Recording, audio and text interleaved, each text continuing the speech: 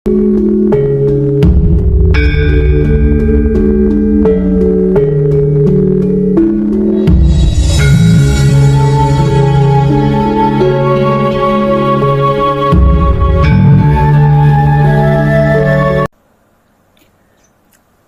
seekor ular ketika merayap, tiba-tiba ular itu menyenggol sebuah gergaji dan sedikit melukai bagian tubuhnya. Sebagai bentuk perlawanan dan mekanisme pertahanan diri, ular tersebut berbalik menggigit gergaji itu hingga mulutnya terluka. Kemudian, tanpa memahami apa yang sebenarnya terjadi padanya, dan tanpa berpikir panjang, ular menganggap gergaji itu telah menyerangnya. Lalu ular itu langsung melilit gergaji. Semakin kuat ular itu melilit gergaji, ular itu semakin terluka parah sampai berdarah-darah. Para kadang kinasiku sekalian, terkadang kita terlalu cepat emosi dan mudah meluapkan amarah tanpa berpikir panjang untuk segera bisa membalas, menyakiti orang-orang yang telah menyakiti kita. Namun sebenarnya yang kita lakukan itu justru sama dengan menyakiti diri kita sendiri. Seperti ular dan gergaji yang saya filosofikan tadi. Jikalau sedulur papat kita atau 4 anasir kita tidak manunggal jati atau tidak manunggal suci. Disinilah penting dan perlunya dia mengamati dengan kesadaran rasa cinta kasih sayang hidup kepada apapun dan siapapun, serta dimanapun hingga sampai kapanpun. Tujuannya agar supaya sedulur papat atau 4 anasir kita tidak agresif seperti ular yang menyenggol gergaji yang saya filosofikan tadi. Jadi, ketika kita disakiti orang lain, diremehkan, dihina, dibuli, dibohongi, ditipu, dilecehkan, difitnah, dan lain-lain sebagainya, sebaiknya jangan terlalu cepat reaktif. Tetaplah diam dulu dengan senyum, kesadaran rasa cinta kasih sayang hidup kita, walau kita berada pada posisi yang baik dan benar serta tepat. Karena sesungguhnya, orang yang berbuat keburukan kepada kita, ia akan menuai hasil perbuatannya sendiri. Karena karma atau hukum sebab akibat itu pasti terjadi. Artinya, ia akan mendapatkan balasan yang teramat pedih dari kelakuannya dia sendiri. Ingat, Romo itu bersinggasana di 3 titik yang ada di dalam diri kita masing-masing. Seperti yang sudah teramat sering saya informasikan tanpa tedeng aling-aling. Baik di artikel di Google atau video di YouTube, bahkan secara langsung ketika kekadangan.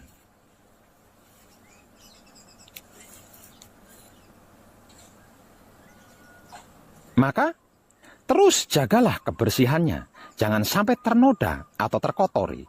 Karena kalau sampai kotor ternoda, Romo tidak mau bertahta di 3 titik singgasana dalam diri kita. Dan kalau Romo tidak mau bertahta di 3 titik singgasana yang ada di dalam diri kita, bagaimana kita bisa manunggal jati dengannya? Kalau kita tidak manunggal jati dengannya, itulah masalah kehidupan dunia. Panjenengan pernah mendengar atau membaca mungkin kisah seorang guru besar sufi, tokoh ulama, berguru kepada orang gila?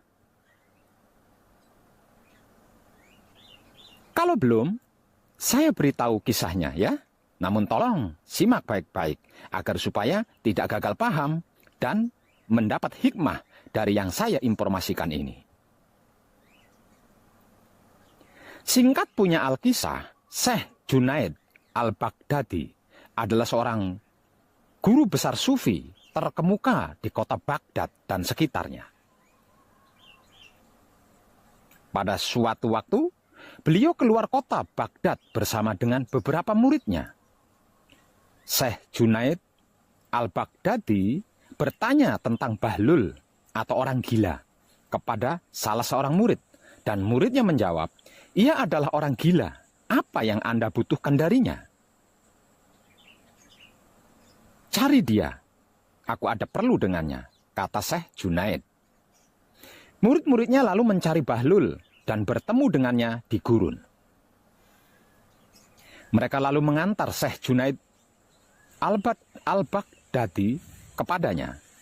Ketika Syekh Junaid mendekati Bahlul, beliau melihat Bahlul sedang gelisah sambil menyandarkan kepalanya di tembok. Syekh Junaid kemudian menyapa. Bahlul menjawab dan bertanya kepadanya, siapakah engkau? Aku adalah Junaid al-Baghdadi, kata Syekh Junaid. Apakah engkau Abul Qasim? Tanya Bahlul. Iya, jawab Syekh Junaid. Apakah engkau Syekh Baghdadi yang memberikan petunjuk spiritual kepada orang-orang? Tanya Bahlul lagi. Iya, jawab Syekh Junaid. Apakah engkau tahu bagaimana cara makan? Tanya Bahlul. Syekh Junaid lalu menjawab, aku mengucapkan bismillah. Aku makan yang ada di hadapanku. Aku menggigitnya sedikit, meletakkannya di sisi kanan dalam mulutku dan perlahan mengunyahnya. Aku tidak menatap suapan berikutnya. Aku mengingat Allah sambil makan. Apapun yang aku makan, aku ucapkan alhamdulillah. Aku cuci tanganku sebelum dan sesudah makan. Bahlul berdiri menyibakkan pakaiannya dan berkata, kau ingin menjadi guru spiritual di dunia, tapi kau bahkan tidak tahu bagaimana cara makan. Sambil berkata demikian, Bahlul kemudian berjalan pergi. Murid Syekh kemudian berkata, wahai Syekh, dia adalah orang gila. Syekh Junaid berkata, dia adalah orang gila yang cerdas dan bijak. Dengarkan kebenaran darinya. Bahlul mendekati sebuah bangunan yang telah ditinggalkan, lalu dia duduk. Syekh Junaid pun datang mendekatinya lagi. Bahlul kemudian bertanya, siapakah engkau? Syekh Baghdadi yang bahkan tidak tahu bagaimana caranya makan, jawab Syekh Junaid. Engkau tidak tahu bagaimana caranya makan, tapi tahukah engkau bagaimana caranya berbicara? Tanya Bahlul. Iya, jawab Syekh Junaid. Bagaimana cara berbicara? Tanya Bahlul. Syekh Junaid kemudian menjawab, aku berbicara tidak kurang, tidak lebih, dan apa adanya. Aku tidak terlalu banyak bicara, aku berbicara agar pendengar dapat mengerti. Aku mengajak orang-orang kepada Allah dan Rasulullah Shallallahu Alaihi Wasallam. Aku tidak berbicara terlalu banyak agar orang tidak menjadi bosan. Aku memberikan perhatian atas kedalaman pengetahuan lahir dan batin. Kemudian, ia menggambarkan apa saja yang berhubungan dengan sikap dan etika.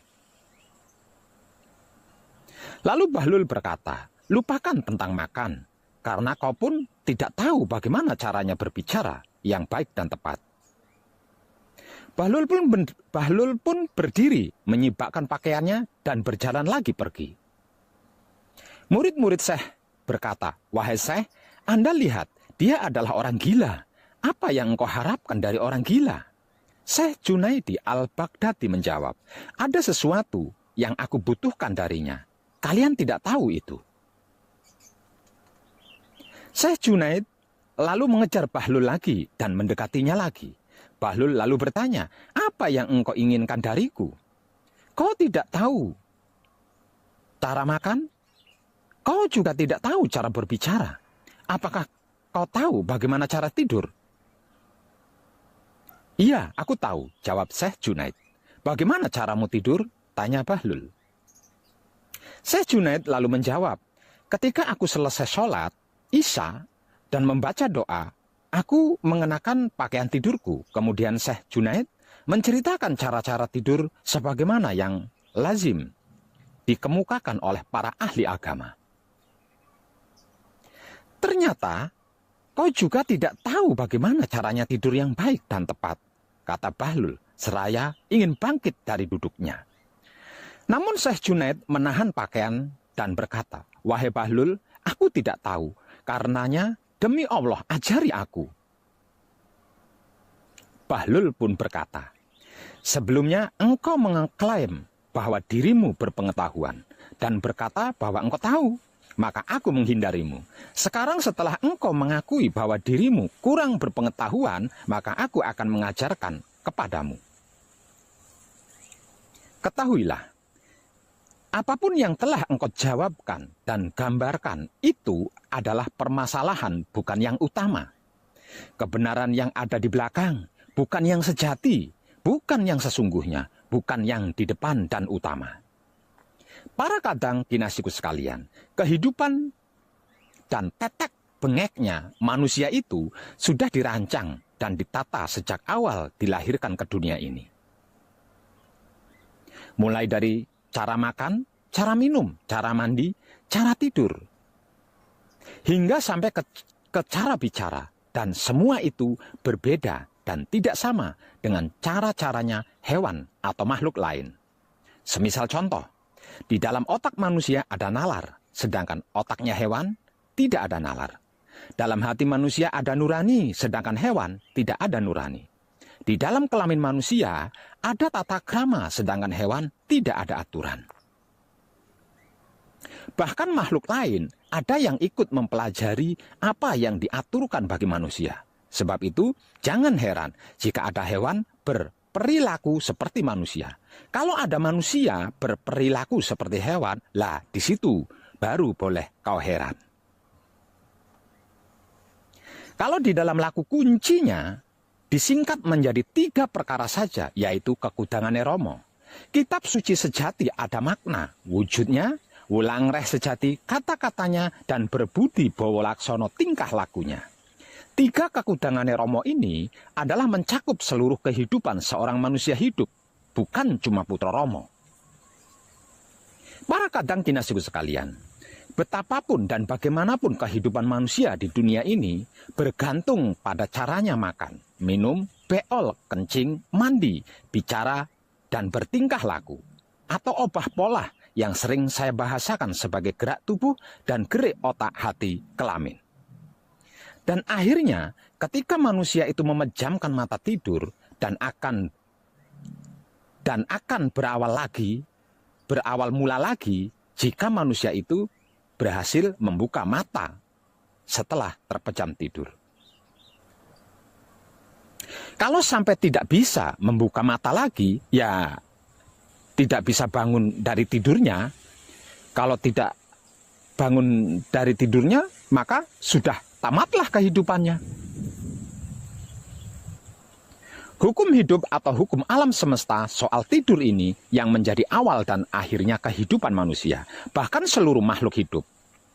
Tentang cara makan, minum, beol, kencing, mandi, bicara, bertingkah laku atau obah pola yang sering saya bahasakan sebagai gerak tubuh dan gerak otak hati kelamin yang baik dan tepat sesuai dawuh hidup atau sabda hidup di dalam kedaulatan hukumnya sudah saya informasikan, bahkan saya ajarkan.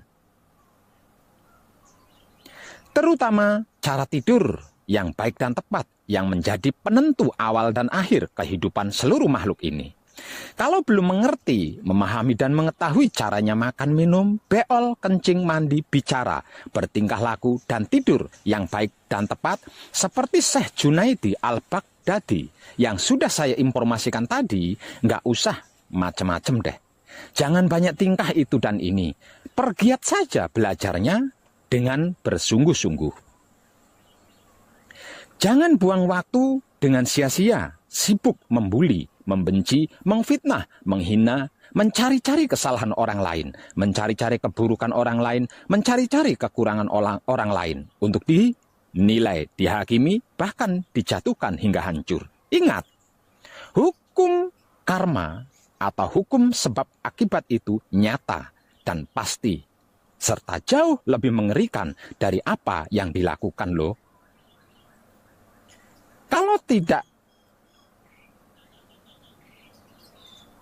Kalau tidak tertebus, maka akan terwariskan pada anak cucu kita lagi.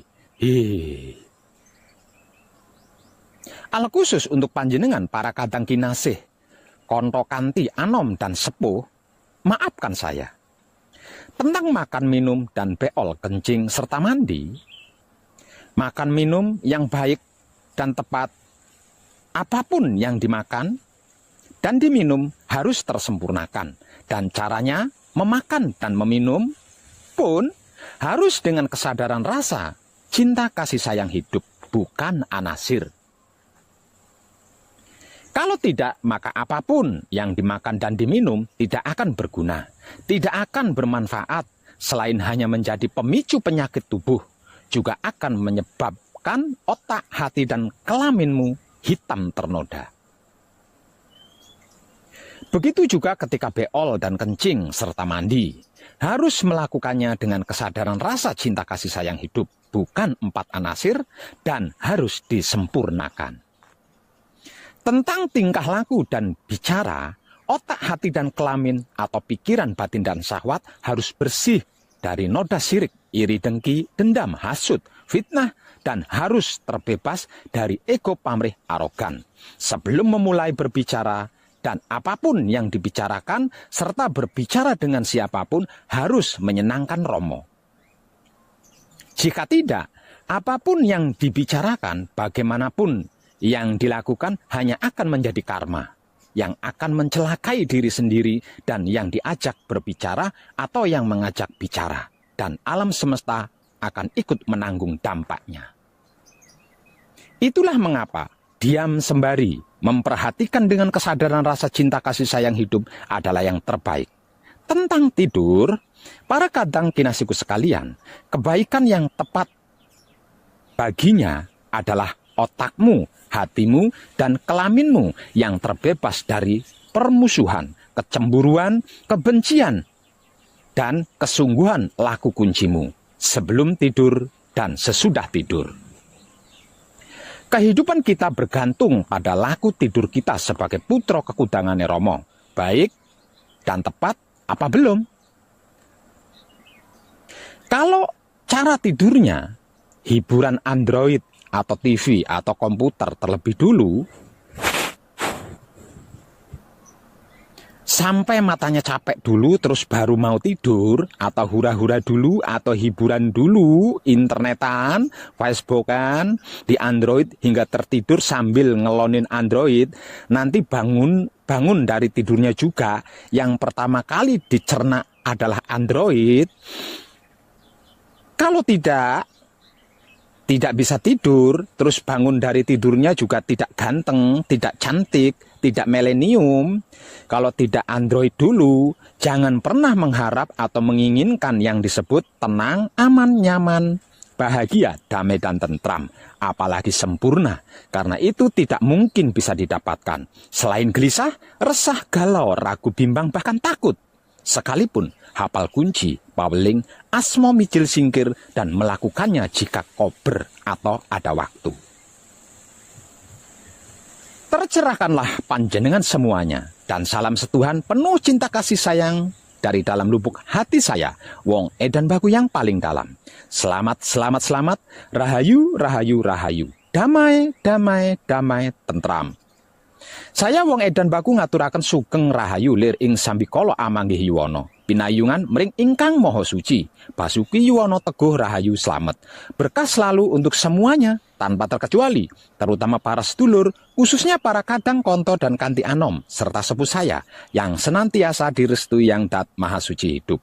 Om Santi, Santi, Santi, Om. Wassalamualaikum warahmatullahi wabarakatuh. Terima kasih, terima kasih, terima kasih, dan salam kebajikan.